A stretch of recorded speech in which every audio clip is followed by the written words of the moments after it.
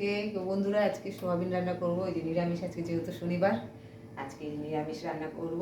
এই দেখো, এই যে সোয়াবিন আমার সব রেডি হয়ে গেছে। সোয়াবিন ভিজিয়ে রেখেছিলাম, এটা ভাজা হয়ে গেছে সোয়াবিন। মশলা, সব মশলা ভেজানো হয়ে গেছে, তেলের মধ্যে ফোড়নও দিয়ে দিয়েছি। আর এই দেখো পেঁপে ঘন্ট করেছি।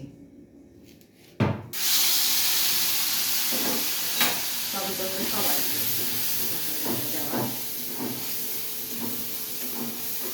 গুঁড়ো, দুধের গুঁড়ো, আদা বাটা, সব আছে, নুনটা দিদি ফুলগুলো সব দেওয়াই আছে। মশলাটা করছি না পড়ে যায়, একটু জল দিয়ে দিলাম, এটা ঠিক আছে।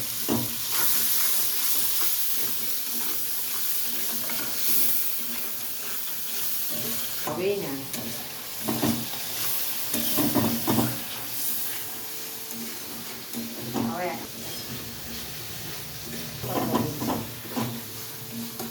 তোমরা এইভাবে সোয়াবিনটা রান্না করে দেখবেন, সোয়াবিন খেতে ভালো লাগবে, দারুণ লাগবে। এই সব মশলা একবারে ভিজিয়ে রেখেছি। আর পেঁয়াজ দিলে, অনেকে পেঁয়াজ দিয়েও রান্না করে, অন্যবারে রান্না করে পেঁয়াজ দিই, এতে যেহেতু শনিবার ওই জন্য পেঁয়াজ ছাড়াই রান্না করলাম। কতটা দিয়ে দেবো,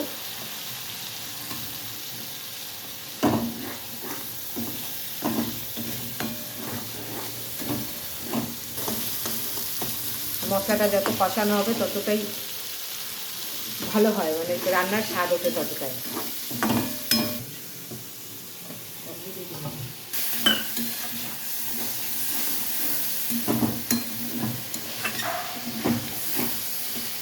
তেল ছেড়ে দিচ্ছি, মশলাটাকে কষানো হবে। আর রান্নার জায়গাটা সামনাসামনি হলেও ভালো হয় না, ঘোরানো এই জায়গাটা না, এই জায়গাটা দিয়ে অন্ধকার লাগে, সে বেরোবে।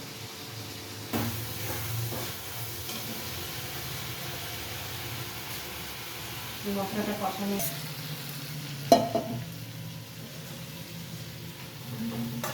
সয়াবিন আলু সব একবারে দিয়ে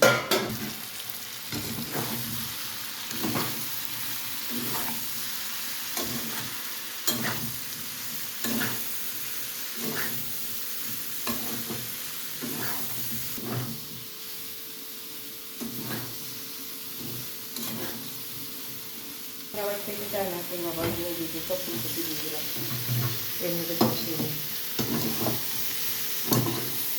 মশলাটা সামনে